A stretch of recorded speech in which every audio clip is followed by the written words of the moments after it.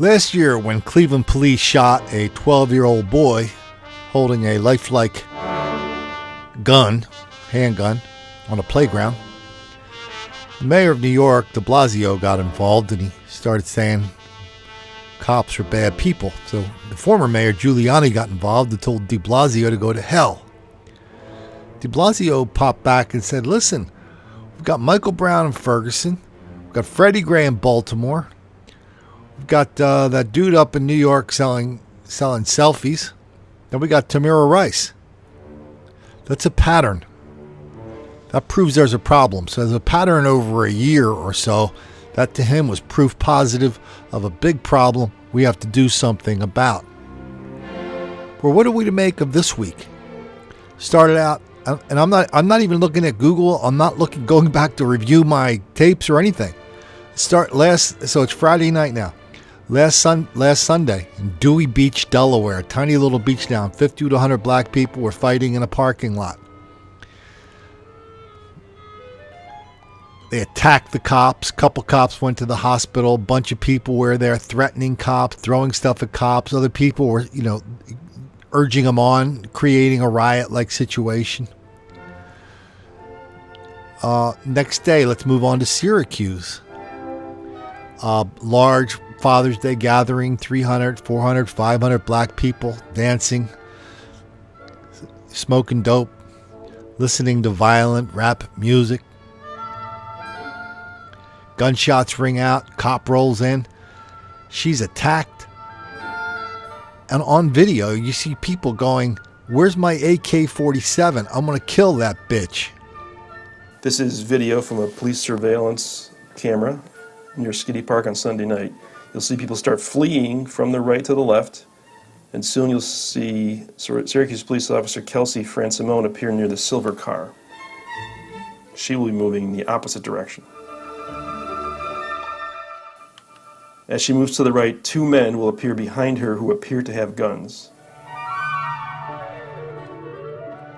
About 10 seconds later, two more men appear to have guns. One will be at the bottom right of the screen who holds the gun out.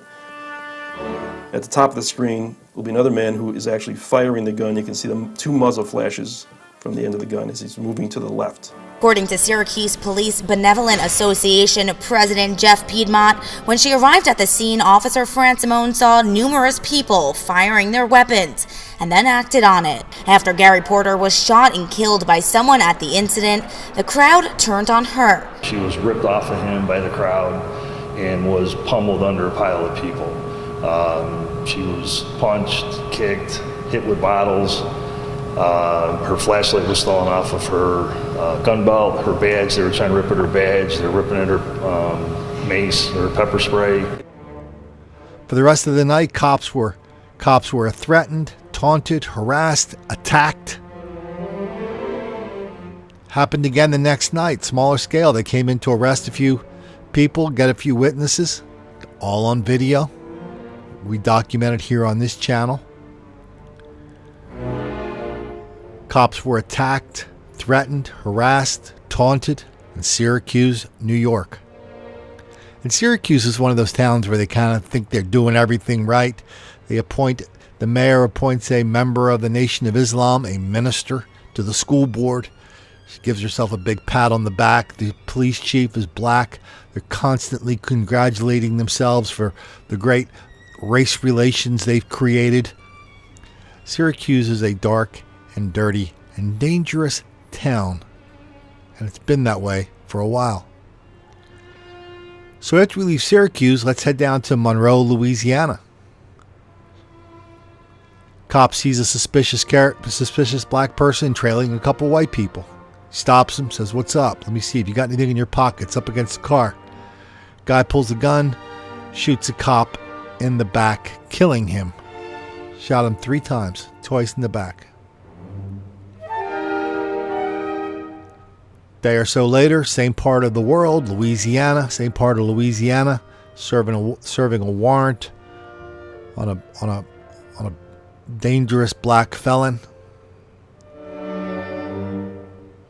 One cop gets shot in the face. One cop gets shot in the leg. 3 people are arrested. Louisiana deputies are in the hospital after being shot while serving a felony warrant. The gunman is in custody. The shooting happened just after 6 this morning in South Monroe. Sheriff Jay Russell says the deputies were serving 8 warrants on 26-year-old Ricky Wade Jr. One deputy was inside the house, the other covering the back door. Investigators say there was a scuffle before the gunshots. Wade allegedly shot the second deputy as he ran from the home. He was arrested several hours later. This scumbag needed to go to jail, folks, okay? He should have went to jail. He is going to jail, and he will be in jail, hopefully for a while, if we can keep him there. He's someone that does not need to be walking around this community. One of the deputies was shot in the leg, the other in the face. Both are in stable condition and are expected to survive. And now, just a few hours ago, we learned in Philadelphia, a cop in a little town near the Philadelphia airport, which means that's 15 minutes from here, 20 minutes from here. I think it's called Fallcroft. Sees a bunch of people smoking dope, goes up to them, says, "What's up?" They pull a gun out. The cop gets shot 7 times, once in the face. You want to hear what that sounds like? Here it is.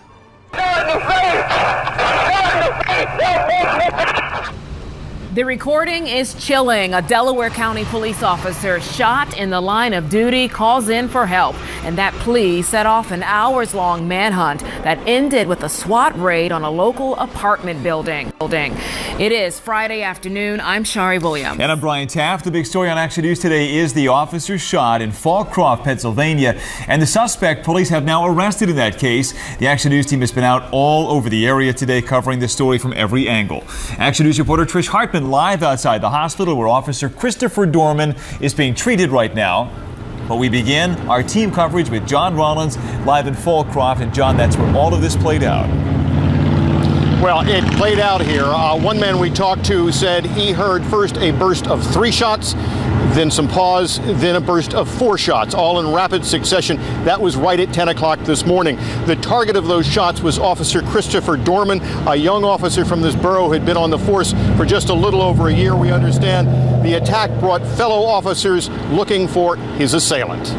For almost 3 hours, police lay siege. Their target, an apartment building, and whoever was inside and responsible for ambushing a Fallcroft officer who was responding to a report of drug activity when he came across several individuals. Once the officer confronted these subjects, there was a report of gunfire.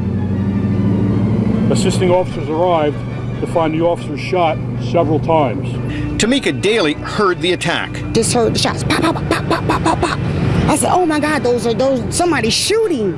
We come right out to the door, cop, then there's tons of cops coming. They just shot a cop.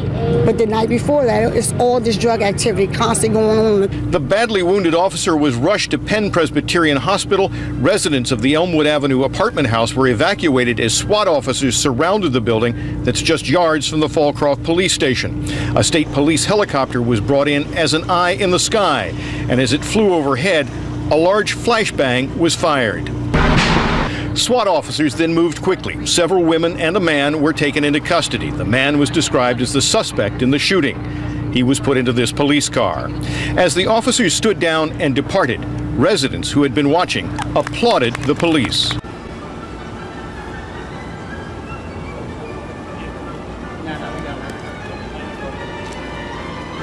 Dante, do you have any comment?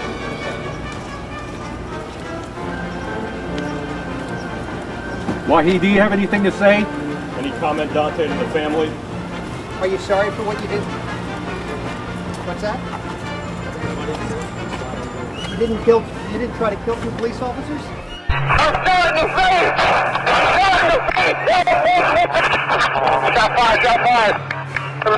I'm shot!